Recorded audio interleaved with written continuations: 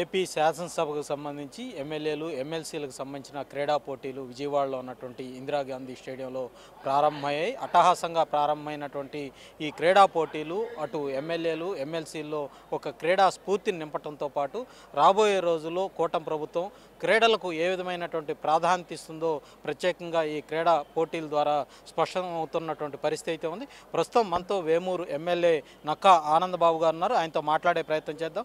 ఈ క్రీడా పోటీలు క్రీడా స్ఫూర్తిని ఏ విధంగా నింపబోతాయి అనుకుంటున్నారు?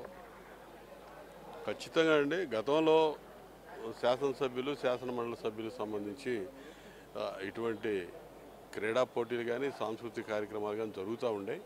మధ్యలో 5 సంవత్సరాలు అందరికీ తెలిసిందే ఇవన్నీ కూడా పక్కకు పోయినాయి. విరామం ప్రకటించారు. ఒక విధంగా చెప్పాలంటే ఈరోజు ఇదేదో పెద్ద ఇదేం నేను చెప్పను, కానీ ప్రతి ఒక్కరు కూడా అవసరం ఆవశ్యకత ఉంది. ప్రతి ఒక్కరు కూడా మానసిక ఒత్తిడి, ఎంత ప్రజాప్రతినిధులైనా కూడా అందరికంటే ఎక్కువ ఒత్తిడికి లోనవుతూ ఉంటారు. ఇది ఒక ఆట విడుపు చర్య. అందులో అందరూ ఆంధ్రప్రదేశ్ రాష్ట్రంలో శ్రీకాకుళం నుంచి చిత్తూరు దాకా అన్ని ప్రాంతాలకు సంబంధించినటువంటి ప్రజాప్రతినిధులు అందరూ ఉండేటటువంటి కలుసుకునేటటువంటి ప్రాంతం.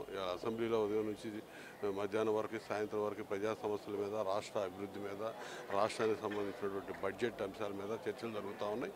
దానిలో భాగంగా ఈ ఆట విడుపు కార్యక్రమాలు కూడా నిర్వహించుకోవడానికి నారా చంద్రబాబు నాయుడు గారి సూచనల మేరకు ఇవాళ స్పీకర్ గారు అయ్యన్న పాత్ర గారు సీనియర్ శాసనసభ్యుడిగా ఇవాళ సభను నడుపుతా ఉన్నాడు. స్పీకర్గా ఆయన తీసుకున్నటువంటి నిర్ణయం అందరూ కూడా ఎంతో ముదావహం, చాలా సంతోషంగా ఉంది. ఇవాళ అందరూ కూడా శాసనసభ్యులు శాసనమండలి సభ్యులందరూ కూడా ఈ కార్యక్రమంలో పాల్గొని ఈ ఒత్తిడి నుంచి తగ్గించుకోవడానికి రాబోయే రోజుల్లో స్పోర్ట్స్ విధానంలో కూడా క్రీడలకి ఎటువంటి ప్రాధాన్యత ఇవ్వబోతున్నాం అనేది కూడా దీని ద్వారా చెప్పినట్టు కూడా అవుతుంది. ఎందుకంటే శాసనసభ్యులుగా చట్టసభల్లో ప్రాతినిధ్యం వహిస్తున్నటువంటి మేము ఇలా క్రీడలకి ఇది ప్రాధాన్యత ఇవ్వటం అనేది రాష్ట్రంలో యువతరానికి కానీ విద్యార్థులకు కానీ ఒక మంచి సూచనగా వెళ్ళబోతా ఉందనేది నేను ఖచ్చితంగా చెప్పగలను. గతంలో వీళ్ళు ఆడుదాం ఆంధ్ర అని చెప్పి ఇక్కడ ఎక్కడ కూడా ఆటలనే లేకుండా డబ్బు అంతా దోచేశారు జగన్మోహన్ రెడ్డి నాయకత్వంలో.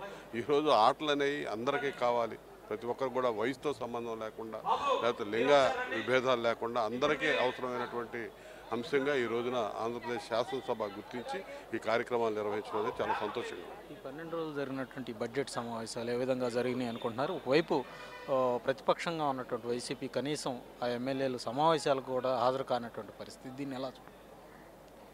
బడ్జెట్ సమావేశాలు చాలా ఫ్రూట్ఫుల్గా ఫలవంతంగా జరుగుతూ ఉన్నాయి. ఇలా అనేక ఇబ్బందులు 5 సంవత్సరాలు దివాలా తీసినటువంటి రాష్ట్రాన్ని మళ్ళా గాడిలో పెట్టడానికి ఇలా చంద్రబాబు నాయుడు గారి నాయకత్వంలో కూటమి ప్రభుత్వం అనేక సాహసోపేతమైన నిర్ణయాలు తీసుకొని అన్ని రకాలుగా కూడా బడ్జెట్లో కేటాయింపులు కూడా ఇటు సంక్షేమానికి కానీ అభివృద్ధికి కానీ భవిష్యత్తుకు సంబంధించినటువంటి ఒక విజన్తో ముందుకెళ్తున్నటువంటి పరిస్థితులు స్పష్టంగా బడ్జెట్లో గోచరిస్తూ ఉన్నాయి. సభ్యులు కూడా అన్ని అంశాల మీద, బడ్జెట్ మీద ఉన్నటువంటి డిమాండ్స్ మీద కానీ, ఇతర అంశాల మీద కానీ, బిల్లుల మీద కానీ చర్చ ప్రతిపక్షం లేకపోయినా కూడా ప్రతిపక్షం వాస్తవంగా ప్రజాస్వామ్యంలో ఓ పనికి మాలిన పిరికి పన్న చర్య జగన్మోహన్ రెడ్డి తీసుకున్నటువంటి నిర్ణయం.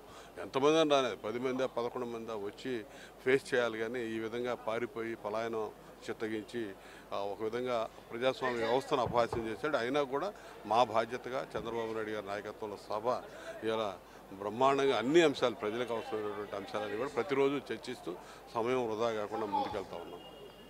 ఇది మొత్తానికి చూసుకున్నట్లయితే ప్రజాస్వామ్యంలో అసెంబ్లీ సమావేశాలకు హాజరు కాకుండా జగన్మోహన్ రెడ్డి తీసుకున్నటువంటి నిర్ణయం అనేది ఒక పిరికిపంద చర్యగా నక్కా ఆనందబాబు గారు అభివర్ణిస్తూ ఉన్నారు. అలాగే రాబోయే రోజుల్లో కూటమి ప్రభుత్వం క్రీడలకు మంచి ప్రాధాన్యత ఇచ్చి గ్రామీణ ప్రాంతాల్లో ఈ క్రీడలను మరింతగా పెంచే విధంగా తగిన సౌకర్యాలు కూడా కల్పించే విధంగా ఈ ప్రభుత్వం కృషి చేస్తుందని ఆయన స్పష్టం చేస్తూ ఉన్నారు. వీడియో జర్నలిస్టు రంగాతో రామకృష్ణ, సిటీ 24x7 విజయవాడ.